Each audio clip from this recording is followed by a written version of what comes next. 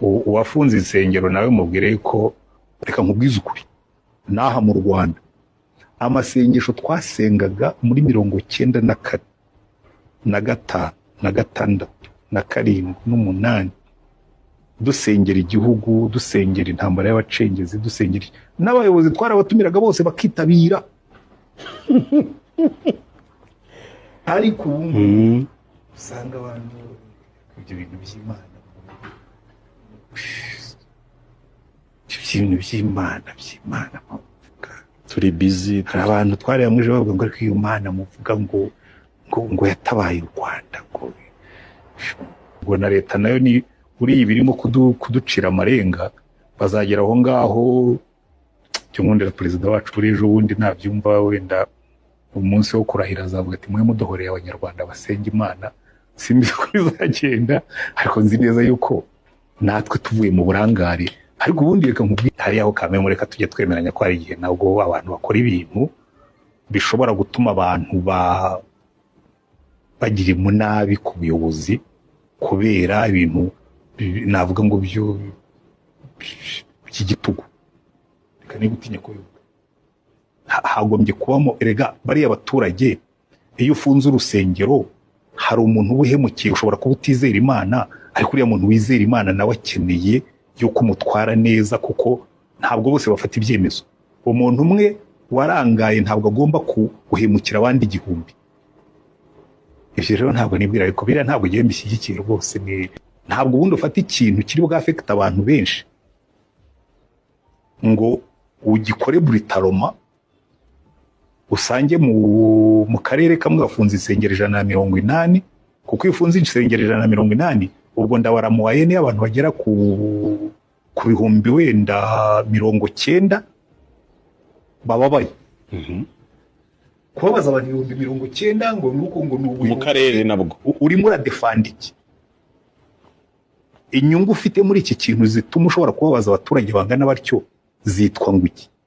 Ngo gusa ngo na amategeko ngo agomba kubahiriza ariko itegeko ryishyirirwaho abantu wabimbaza nabishyira ku mbere nawe no yewe hari ibintu bimwe dukora kubera ko dufite imbaraga za leta dufite imbaraga z'amategeko ariko ntabwo ko ufite imbaraga z'amategeko ntiguhesha uburenganzira bwo guhutaza. Buriya perezida wacu azi kureberera abaturage ejo bundi kirazakibonera umuti byoroshye gutyo.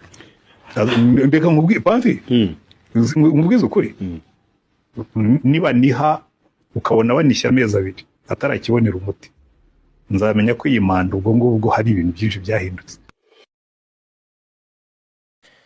Igikuba cyacitse rero ku mbuga nkoranyambaga ndetse no mu bakristo batandukanye nyuma yuko Antoine Rutayisire pasiteri avuze ayo magambo akomeye cyane yuzuyemo uburakari agaragaza yuko ari igitugu gufunga insengero gufungira abanyarwanda insengero muri ubu buryo bwihuse nk'uko byakozwe ejo bundi vuba ahangaha. Insengero mu Rwanda kuri ubu ngubu zimaze gufungwa zirenga 5,600. Hari benshi batewe ihungabana no gufunga izi nsengero ku bwinshi aho kuri ubu ngubu umubare munini wongeye kuzamuka ku bantu basengera mu buvumo mu butayu handi bita mu butayu n'ahandi hatandukanye nyuma yuko insengero bazifungiweho.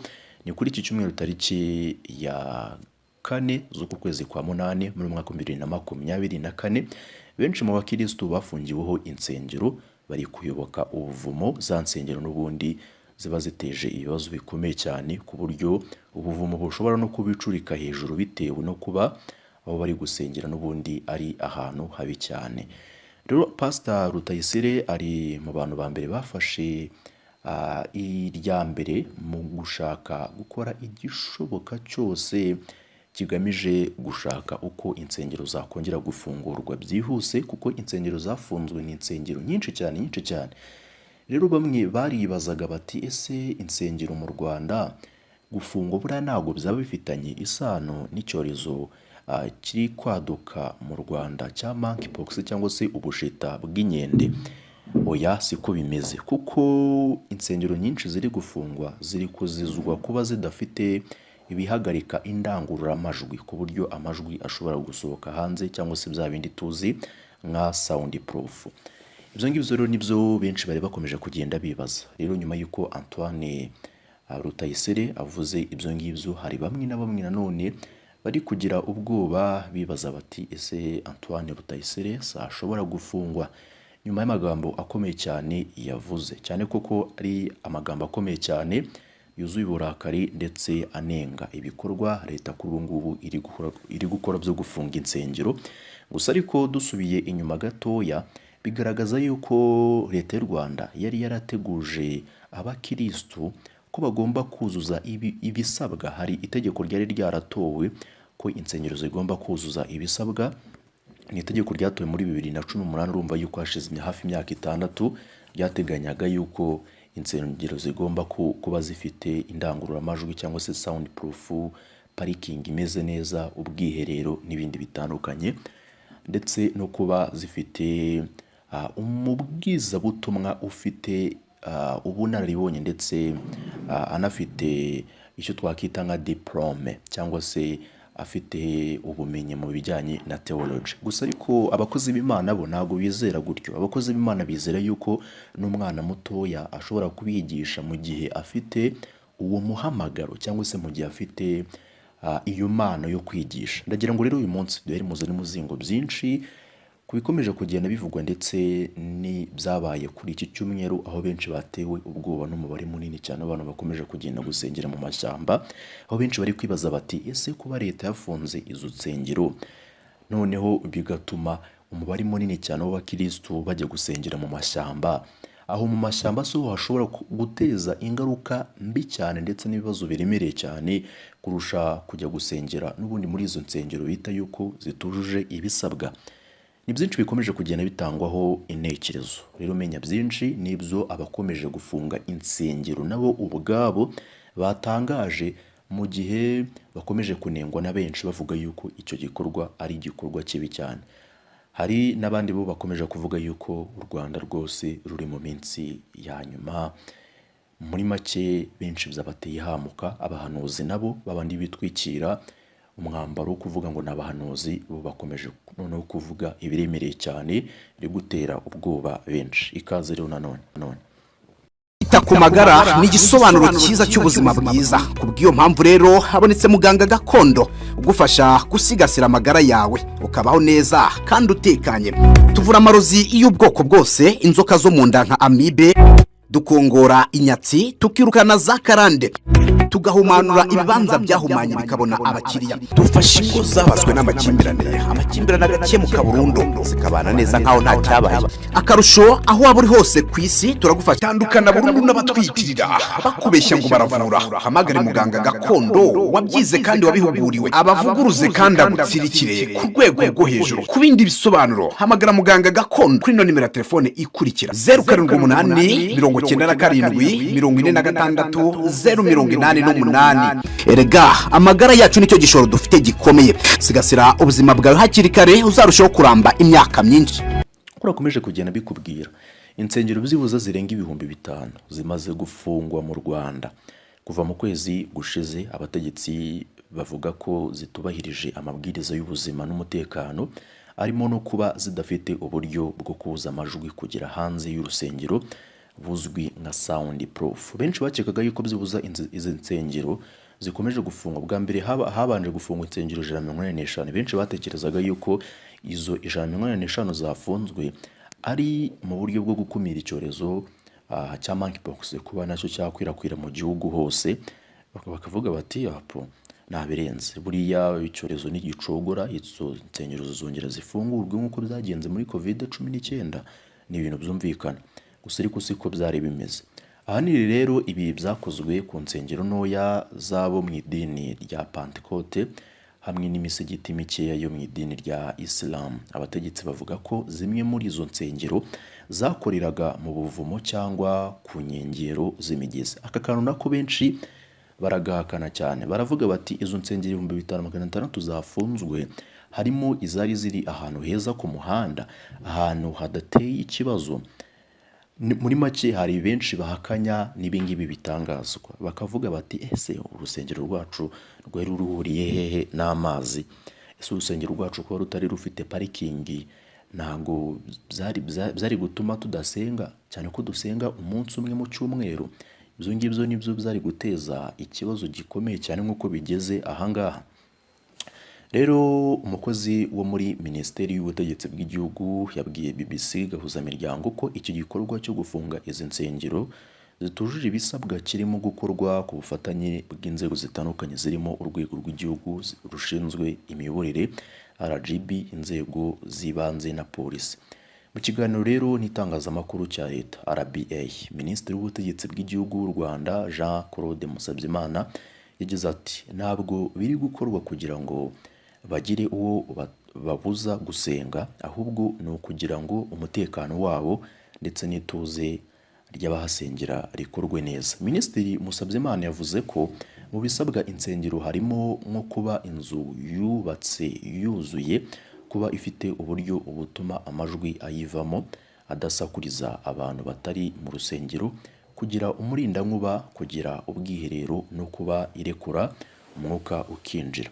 Kugeza ubu ngubu rero insengero zirenga 5600 nizo zimaze gufungwa nk'uko bitangazwa n'urubuga rw'amakuru Igihe rubogamiye kuri leta. BBC Gahuzamiryango dukesha iyi nkuru yagerageje kuvugana n'urwego rw'igihugu rw'imiyoborere ruyoboye iki gikorwa cyo gufunga insengero zituje ibisabwa, ariko kugeza ubu ngubu nta na kimwe bari bagatangaza kuri iki gikorwa bayoboye. Nibwo bwa mbere mu Rwanda habayeho igikorwa kinini cyane nk'iki ngiki cyo gufunga insengero kuva itegeko rijyanye no kugenzura ikwirakwira ryazo ryashyirwaho mu myaka 5 ishize. Ubundi iri tegeka insengero gukorera mu nyubako zitekanye ndetse rikabuza ikoreshwa ry'indangururamajwi zivuga cyane mu gihe cy'amateraniro. Rinategeka ababwizabutumwa ko baba bafite impamyabushobozi mu by'iyobokamana cyangwa se theology mbere y'uko bafunga urusengero. Akantu rero nako niko kari nanone benshi abantu bari kwibazaho cyane, bakibaza bati ese ko hari abantu wenda baba bafite iyo mpamyabushobozi ya theology ariko badafite amavuta yo kubwiriza, badafite impano yo kubwiriza, abo ngabo noneho badafite iyo mpamyabushobozi, badafite ubwo bushobozi wenda batageze imana, batageze amahirwe yo kujya kwiga ibijyanye na theology, ubwo ngubwo bo ntabwo bazatwigisha, ubwo ngubwo bo ntabwo bazaza mu rusengero ngo batange ubutumwa. Kandi nako benshi niko bakomeje kwibaza gusa, ariko icyo ngicyo nacyo kiri kugenderwaho. Ubwo iryo tegeko rero ryatangiraga gukurikizwa mu mwaka wa 2018, insengero zigera kuri 700 zarafunzwe. Icyo gihe Perezida w'u Rwanda Paul Kagame yavuze ko igihugu kidakeneye inzu nyinshi zo gusengeramo, ashimangira ko umubare munini wazo uberanye gusa n'ibihugu biteye imbere mu bukungu bifite amikoro yo gutuma zikomeza gukora.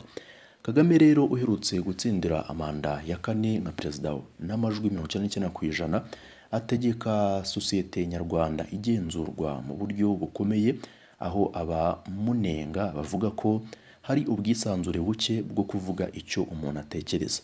Abategetsi bavuga ko barimo guhagurukira izo nsengero kuko zagize igihe cy'imyaka 5 cyo kugira ngo zuzuze ibisabwa. Umukuru rero wa RGB Utsa Kayitesi yasubiwemo n'ikinyamakuru The New Times kibogamiye kuri leta agira ati leta yafashe ingamba ku kwirakwira ry'inzu zo gusengeramo, turacyabona inzu izangiritse ndetse zidafite isuku. Minisitiri Musabyimana yavuze ko zimwe mu nsengero zafunzwe zirimo naho ugera ngo ugasanga abantu barahasengera mu buryo buhoraho ariko nta rusengero ruhari.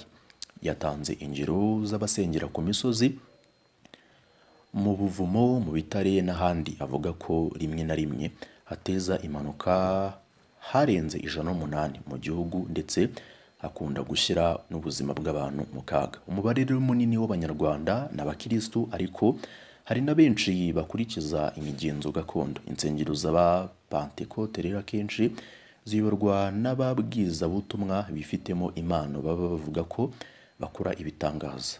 Zariyongereye mu Rwanda cyane mu bice byinshi, cyane no mu bice byinshi byo muri Afurika, si mu Rwanda gusa, mu myaka ya vuba ahangaha ishize. Zimwe rero ni insengero nini cyane buri cyumweru ziyobokwa n'abasenga babarirwa mu bihumbi, ariko izindi ni inzu ntoya cyane zubakwa nta ruhushya rwerekana ko ari ibyo zizakorerwamo. Kuri ubu ngubu rero impaka zikomeje kwaduka ari nyinshi cyane, mu gihe mu Rwanda insengero zo zikomeje gufungwa, impaka ziri kwaduka ku bwinshi cyane. Bamwe bibaza batari ko gufunga insengero, muratekereza yuko bizatubuza gusenga? Tuzasenga, ari nayo mpamvu kuri ubu ngubu benshi bagaragaye bajya gusengera mu butayu, aho bita mu butayu. Mu butayu, aho bita mu butayu, ni ahantu